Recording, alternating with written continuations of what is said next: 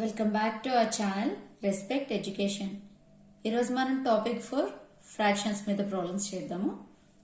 First problem, it takes Julia half an hour time to wash, comb her hair and put on her clothes and 1/4 hour to have her breakfast.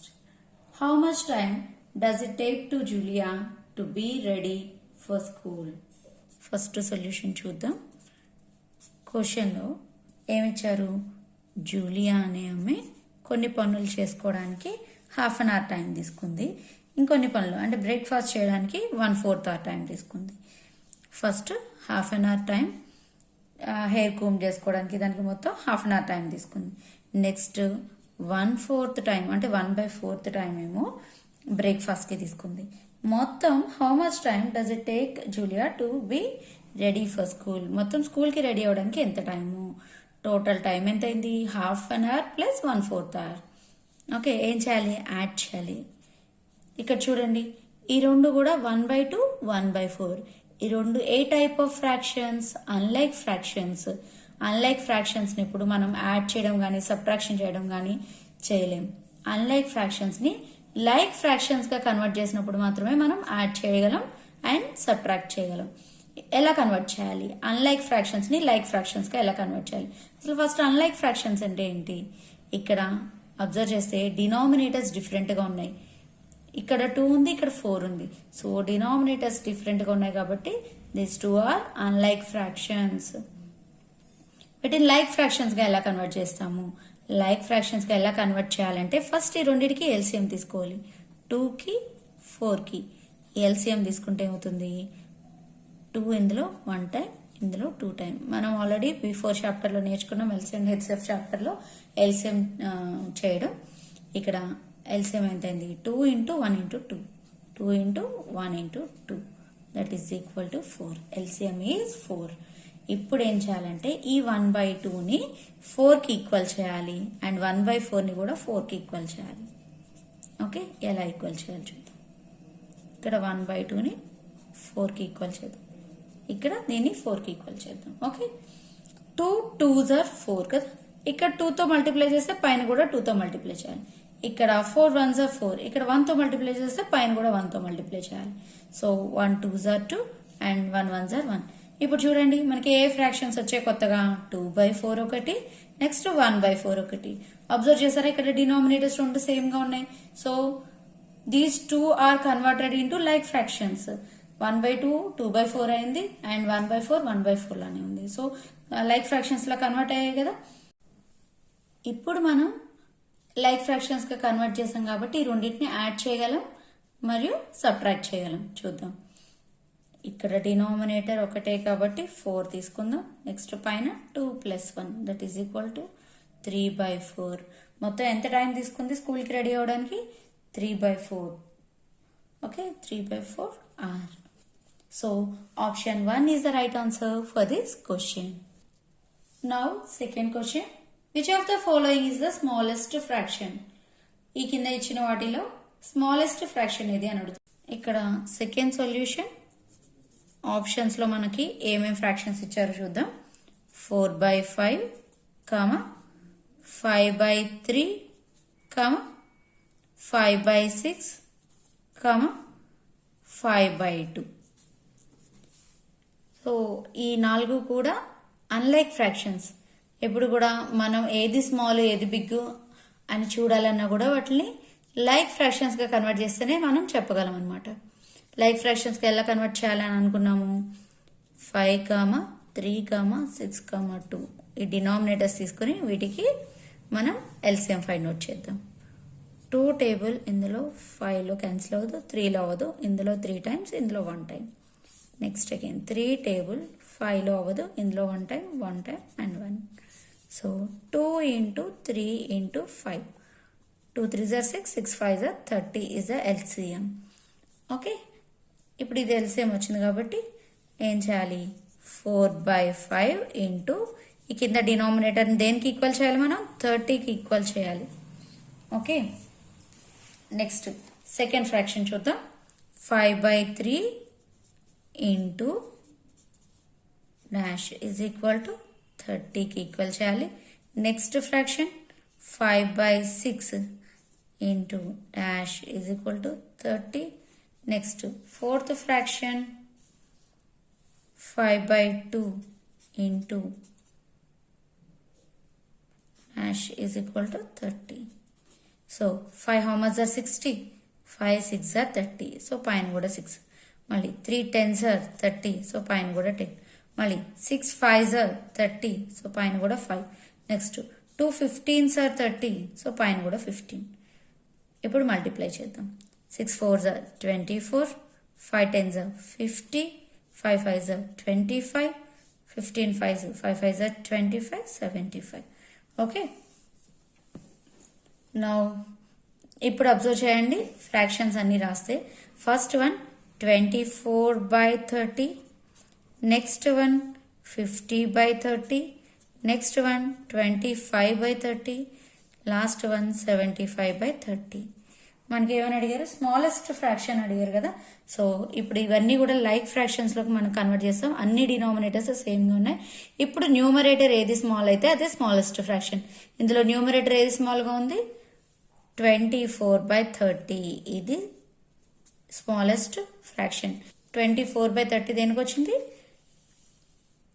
24/30 4/5 వచ్చింది. So 4/5 is the answer. 4/5 is the smallest fraction.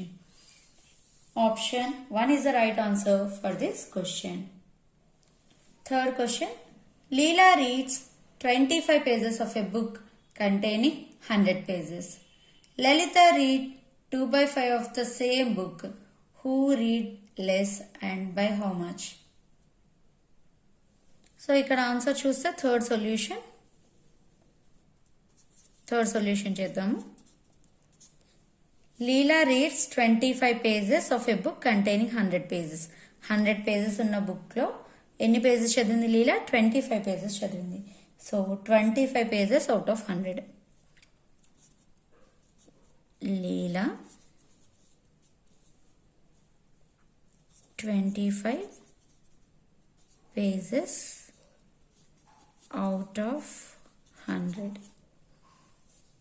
Okay, next Lalita.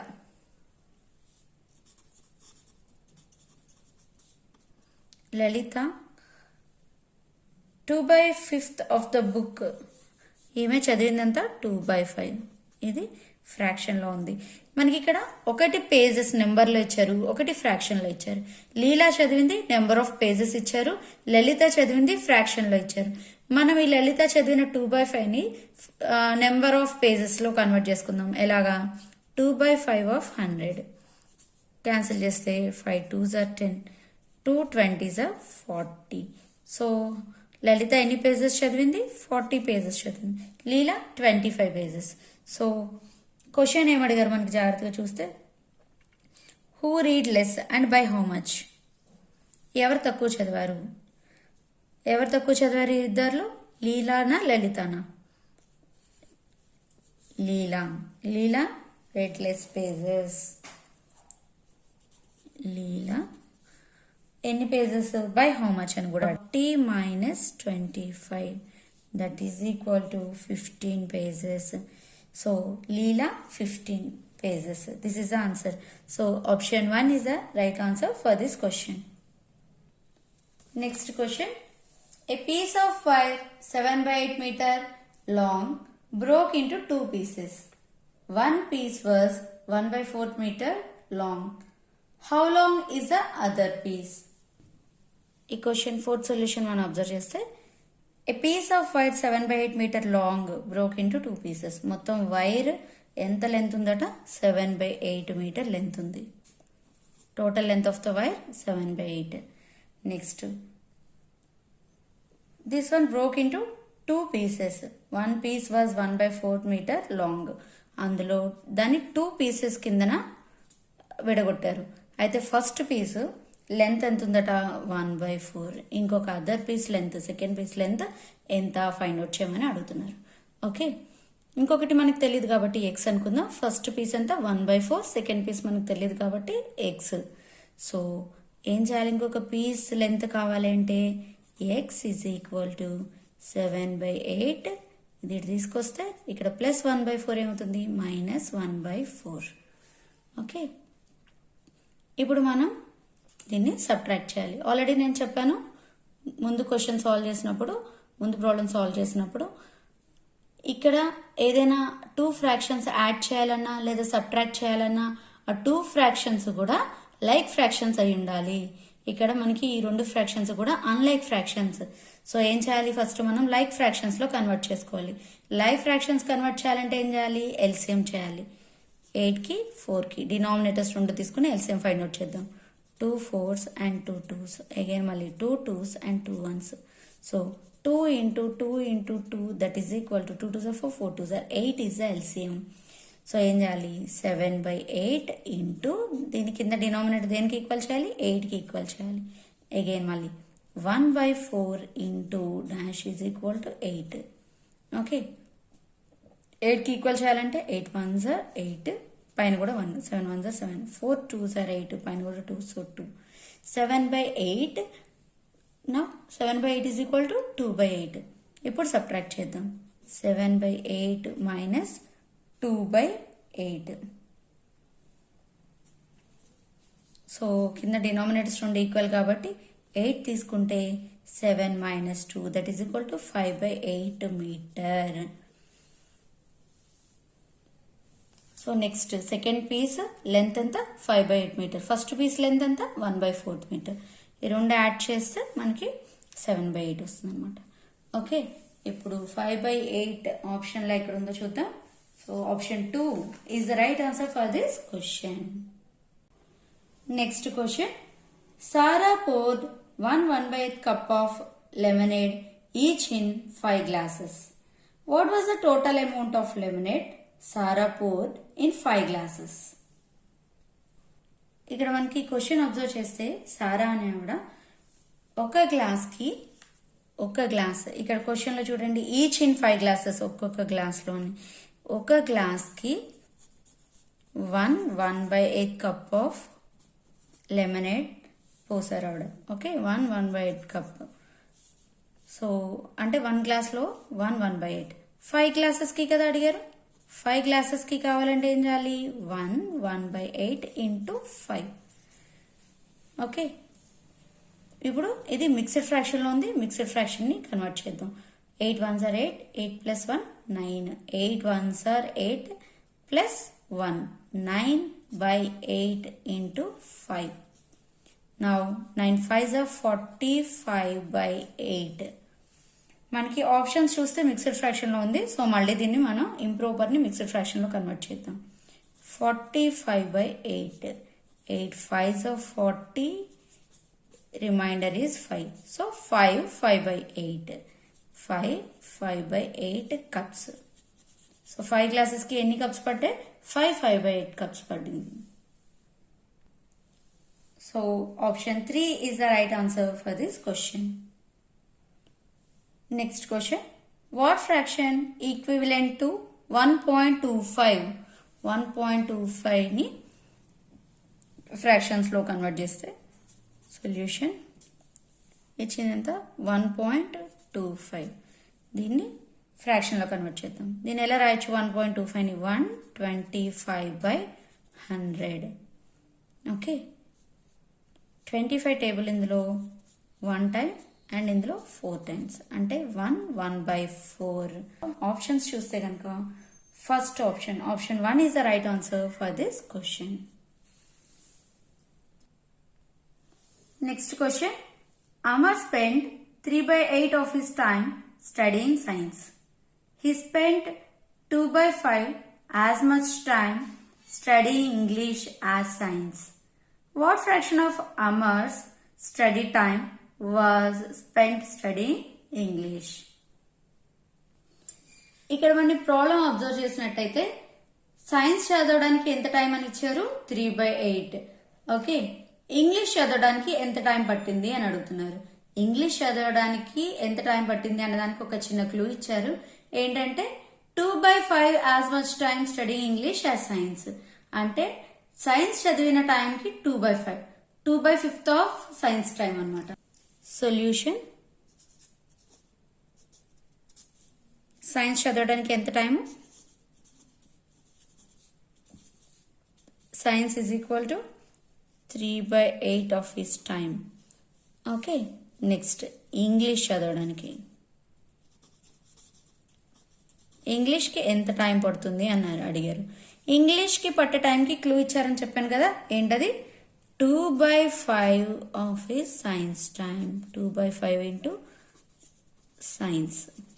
Now 2/5 into 3/8 cancel చేస్తే 2 1s 2 4s. So 3/20. 4 5s are 20.